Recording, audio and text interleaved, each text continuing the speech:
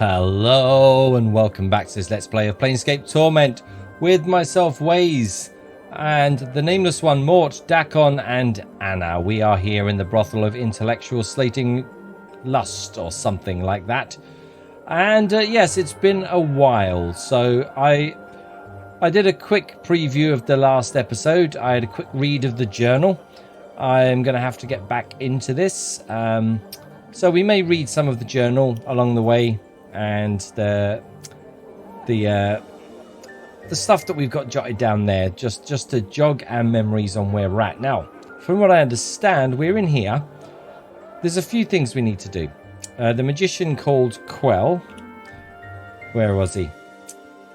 Told us that the portal which would lead to Ravel's maze was oddly enough a piece of Ravel.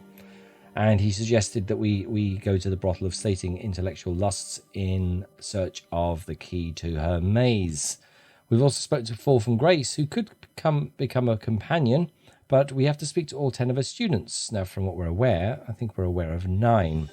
And as I have a new setup now, I have room on my desk to actually keep a notepad. So I'm going to write down these as I find them, which will be very handy.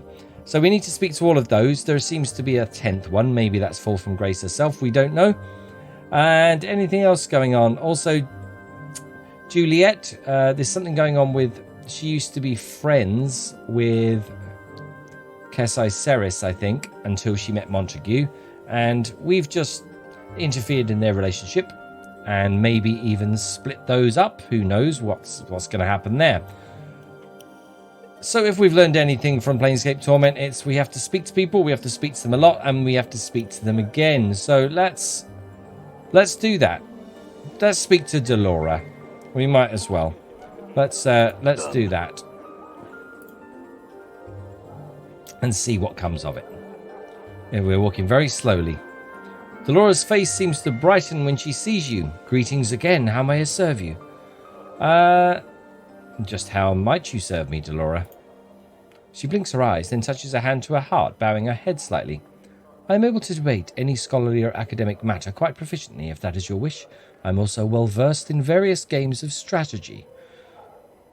Should you wish to play something, though I have the materials for few such games here. Yes, I think we played a lot of games with Delora, didn't we? And I think we debated as well. Let's just ask for something of a more physical nature. No, let's just ask a few more questions. See what we've got here. Yes, we're also looking for Vivian's scent. So, Delora is another one. I'm just going to jot that down there. 1, 2, 3, 4, 5. That's 6 I'm aware of so far. Okay. Let's do that one first. I've spoken to 9 prostitutes altogether. Do you know who or where the 10th student is? She shakes her head. I fear you are mistaken. Unless this is a most recent development, there is no 10th student. Okay. I think that place downstairs might have something to do with this. Maybe we need to go down there. Okay. Let's ask her about Kesai Ceres. I've heard Kesai Ceres is Ravel's daughter. Is that true? I too have heard such a rumour, but I do not know. Perhaps another of the women here can give you the answer, if not Kesai herself. Ask Juliet. She and Kesai were once good friends before Juliet met Montague. Okay, we know this. Okay, I spoke to Vivian, and she's lost her scent. Do you know where it might be? Updated my journal. Oh, that's good. I will assume you mean her personal scent, which she alleges has been stolen from her by one of the prostitutes here. I do not know with whom it now rests. You may wish to ask Nenny, however, as she sees much of what occurs here. Okay, yeah, I'm trying to get my head around this. How could someone's scent be stolen? Vivian utilizes an aspect of the art to create, change, and enhance the olfactory aspects of an object, living or dead. Perhaps the thief knows some of these skills as well. Her scent would have to rest in an object, however, and not on the thief, were that the case. Else Vivian would know them by their smell. Okay, so we're looking for a smelly object. Right. Any other questions we want to ask around here? Do you know anything about Ravel Puzzle? Well, I'm sure I've asked her this already. I know that she was, or is, should she still be numbered among the living, a night hag of great power and inestimable evil. The Lady of Pain banished her to an extra-dimensional prison for crimes against the city of Sigil.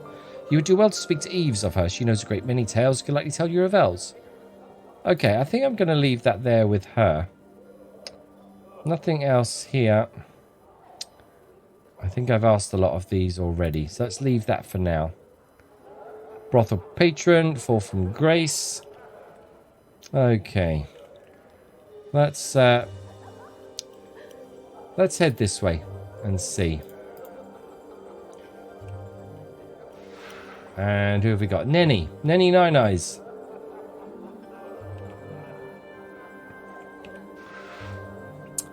Well met, good sir. I'm Nenny. And how are you this fine...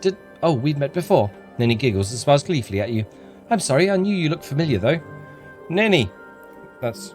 Catch that one. 1, 2, 3, 4, 5, 6, 7, including fall from grace. That's fine, Nenny. Just some questions. I've probably asked you these already, but I'm going to ask again anyway. I'm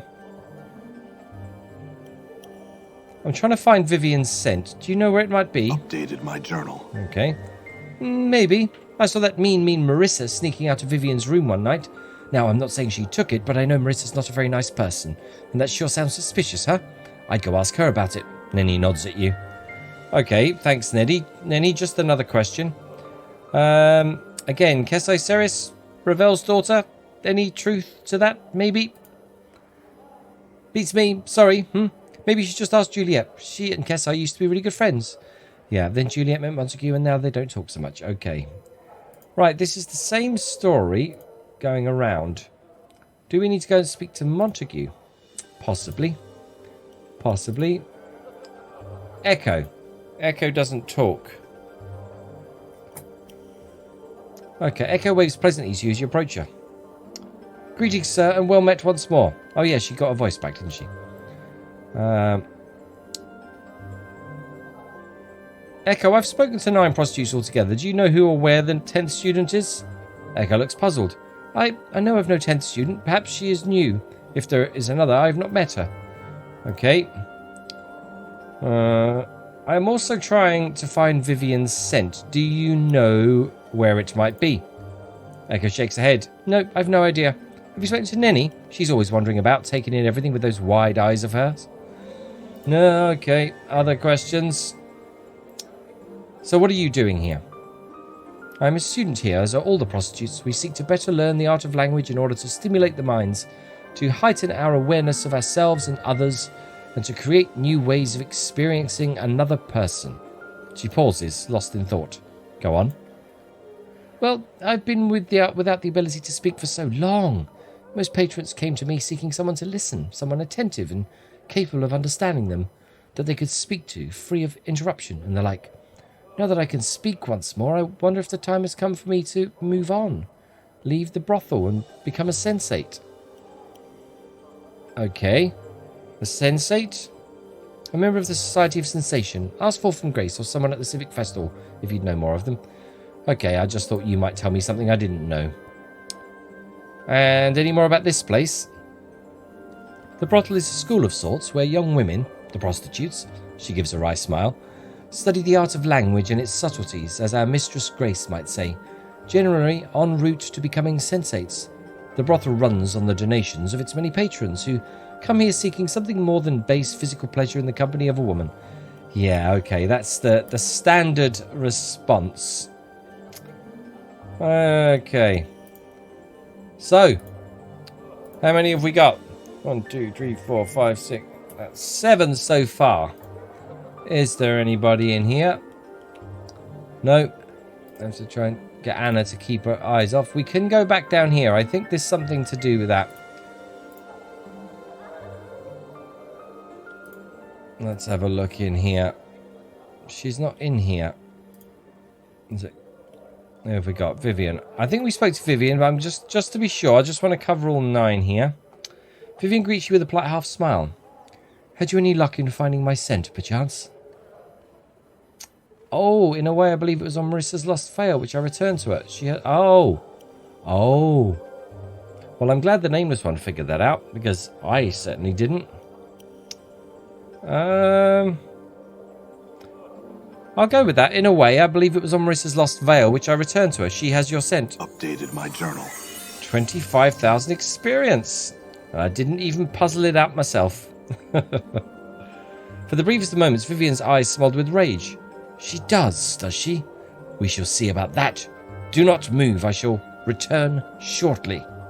Okay, being very short while I wait for you to return shortly. There. That solves that. That hideous witch, always stealing my perfumes, but never did I think she would have the audacity to steal my own personal scent. She suddenly shakes out her crimson hair, and in moments you are surrounded by the most intensely exotic and arousing scent you have ever had the pleasure of smelling. That smells... great. It does it not? She smiles at you.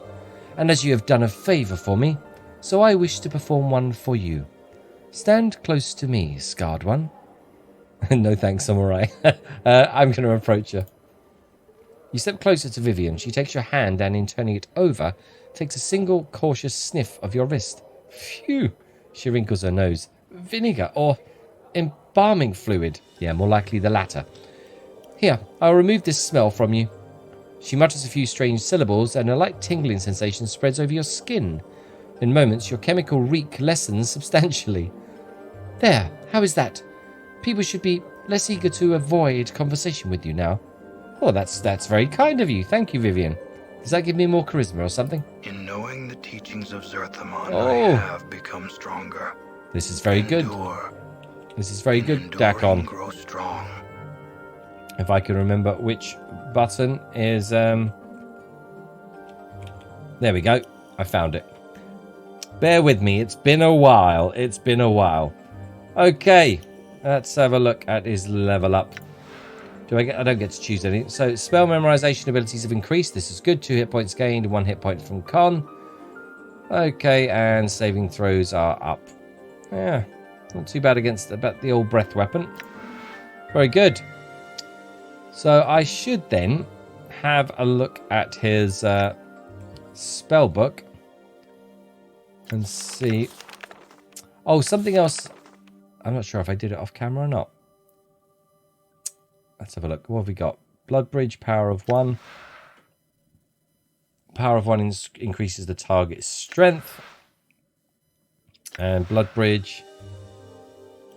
Select any living target, touch or drain life from himself, and give it to the target. Dakon is a little bit weak to be doing that, so... Let's take another power of 1 for now. And we don't have any spells in here. To learn. We have got to get ourselves some more spells. As for me, I haven't used any of my spells. But it reminds me, I have some... Hang on. Nope, I did do it off camera. I have some spells that I learned. I think Ball Lightning might have been one of them. And Cone of Cold, I think, was the other one. I can't use them yet. I can't use it yet. Okay, that's all of that. Now, where are we? Who are we talking to? It's Anna. Vivian we just spoke to. I'm glad we did speak to Vivian again. Kesai Ceres. Let's leave her for a bit because we might end up path is mine. Upsetting her.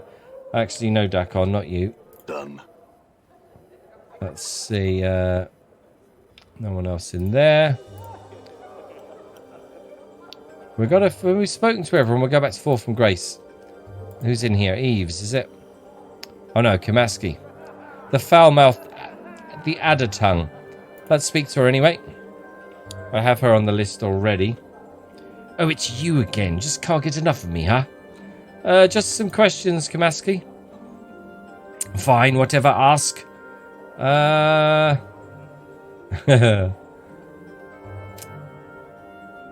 Quick question first. I've spoken to 9 prostitutes. Do you know who or where the 10th student is? Yes, she's hiding under my bed. Go ahead, get down on all fours and check. I shan't kick you, really. Get down on your hands and knees and check. Oh my word.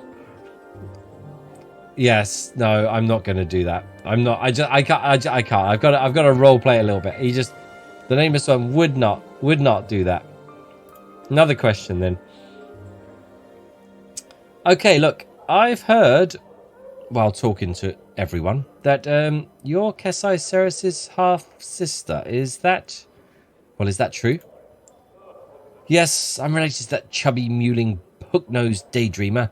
Same father, different mothers. So, aha. I was hoping you could help me find out if Kesai is really Ravel's daughter. Updated my journal. Kamasi frowns at you. Normally, I'd loathe to help you like this, but I have a feeling it'll upset that flirting, preening Doxy good and well. Tell her to ask our father.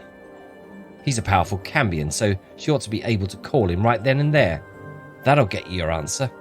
Okay. What's a Cambion? Yes, Cambion. Kamaski rolls her eyes. Didn't hear me the first time, eh? Ears all stopped up with the last of your brains running out of them. I'm asking what one is. My, you're clueless. She shakes her head sadly, tutting all the while. A half-fiend, Burke, sort of like you. But you're half-dung, I think. You smell it at any rate. Well, I think I'm smelling better than I was, thank you, Kamaski.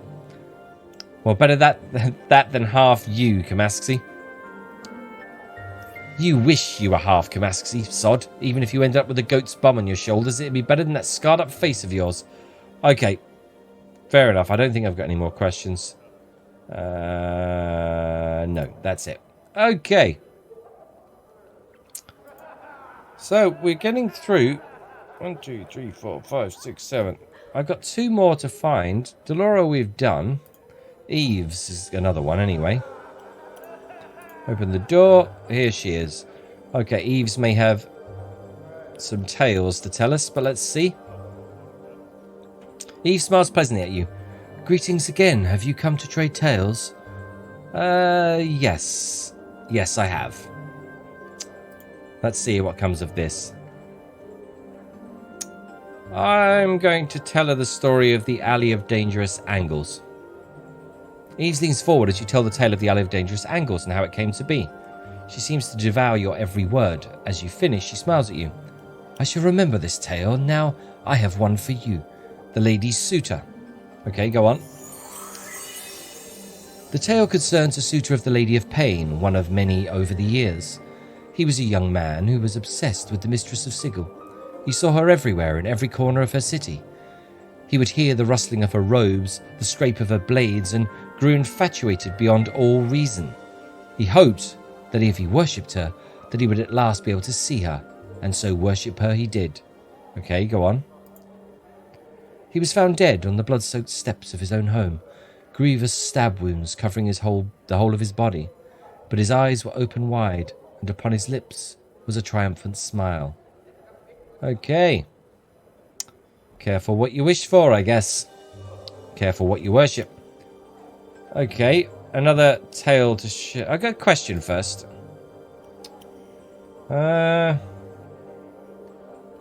Let's ask her about her mother. Have you spoken to your mother lately, Eves?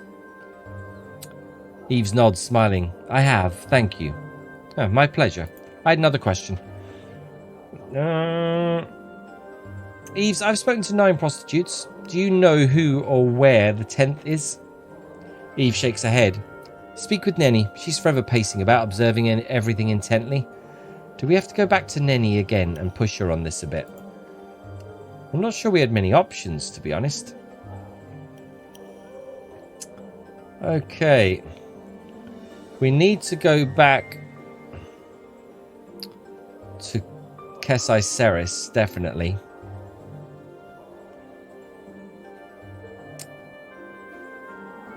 Let's leave the stories for now. I want to see who I'm missing. It's Anna, 4 from Grace. 1, 2, 3, 4, 5, 6, 7. There's people. I've got people. Oh, Eves. Eves is 8. Who's the other one? Right, let's wander around again and see. Is there anyone in here? Surely it's not Cabinet Man. I don't think he's going to talk to us. Had some questions, Louis. No, he's not going to speak to me. I didn't think he would. If memory serves me correctly. Juliet. We have most definitely spoken. I just want to speak to her again, just see if there's anything outstanding about Montague. Greetings. Come to ask thy questions of me, I take it? Yes, I have. Juliet, do you know anything about a 10th prostitute? Whatever art thou speaking of? The 10th prostitute. Who is she? I have no idea of whom thou art speaking. Okay, very well. Nenny. Okay. Okay, she's same response as before. What are you doing here, Nenny? I'm talking to you, silly. She giggles and pokes you in the belly. Just like I talk to all the patrons here. All the prostitutes do. That's what the brothel's about. Learning new ways to talk and share experiences and understand other people. Is that it? Can you tell me anything about this place? Sure I can. The Brothel of Slayton and Intellectual Lusts is a school that was started by Mistress Fall from Grace. Prostitutes here, like me, are taught the ins and outs of talking to people, all to help us learn more about ourselves and others. I love it here. It's a non-stop wave of experiences crashing into me, filling my head with fresh new ideas. Mort mutters to himself, I guess it's good that there's something in there. Okay. Nenny, do you know anything about Ravel Puzzlewell? No, sorry. That's a great name, though, huh? I'll bet she's a really interesting person. Hey, you should ask Eves about her. Eves collects all kinds of stories. Okay, that's it. Who are we missing? Echo. We've just spoken to Echo. No one in here. Is there one I forgot to write down? This is the problem. This is my problem. Marissa. Actually, Marissa is who I'm missing. Where has Marissa gone? There she is, hiding in the corner. Okay. Marissa's red eyes gleam at you from the blackness. Yes. A faint hissing accompanies her query. I had some questions, Marissa. Ask. Yeah, she turned my Lim into a statue. I didn't want that to happen, but it sort of did. Anyway. Marissa, I've spoken to 9 prostitutes. Do you know who or where the 10th is? I spend much time here in my chambers, but I think that even I would know had a 10th student arrived. There is none currently. Okay. So look, we sorted your veil out. Why do you remain behind the screen? Marissa's silent for a time before answering. At first it was because I had lost my crimson veil, but now I do not know. Perhaps I've grown accustomed to dealing with my patrons in this manner. I think I did this in the last episode. So I don't think there's any more to be learned from that. Ravel Puzzlewell? No, nothing. Why is it so dark in here? Yep, same answer as before. What are you doing here?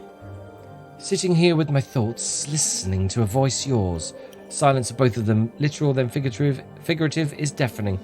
Yep, this is all familiar. I apologise if you're watching this without the hiatus and going from one episode to the other, because I'm probably repeating a lot of what I did in the last episode. It's sort of a recap for those who had the hiatus with me. So I do apologise if you're hearing this all again. Right, that's everyone. I've spoken to all 9. Let's go and speak to Kesai Ceres, though, about her father. Kesai Ceres smiles warmly as you draw near her, pushing a wavy lock of hair away from her bright crimson eyes. Don't worry, I don't stay upset long. Sometimes something I can do for you, It depends. What sort of things do you do? Talk, of course. Usually about dreams, often those erotic in nature, but not always. Kesai winks at you, smiling. So would you like to tell me yours? Don't be shy, I've heard everything you know. Nothing will shock or surprise me, and I so love to hear people's dreams. We can trade if you'd like, too, but you must go first. No,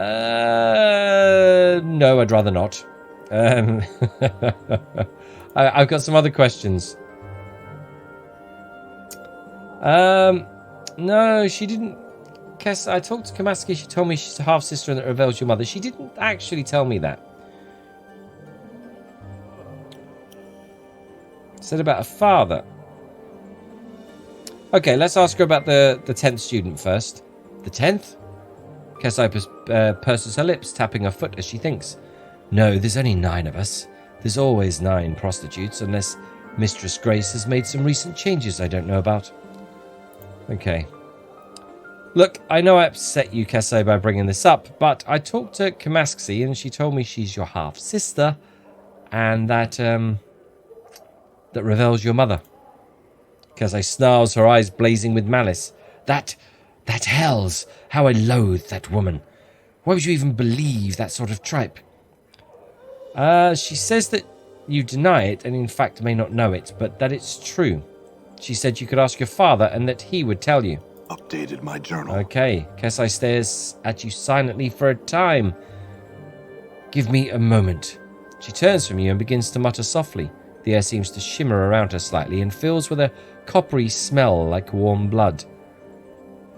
I'm going to strain my ears to try and overhear what she's saying. You lean towards Kesai, attempting to hear what she's muttering. How Zazanel, banished prince of Ithag, Marquis of Bloody Shadow, my father, hear me, for I call upon you. Okay. How Hazanenul, the banished prince of Ithag, Marquis of the Bloody, or Mark of the Bloody Shadow. That doesn't sound anything but ominous. I'm going to keep listening.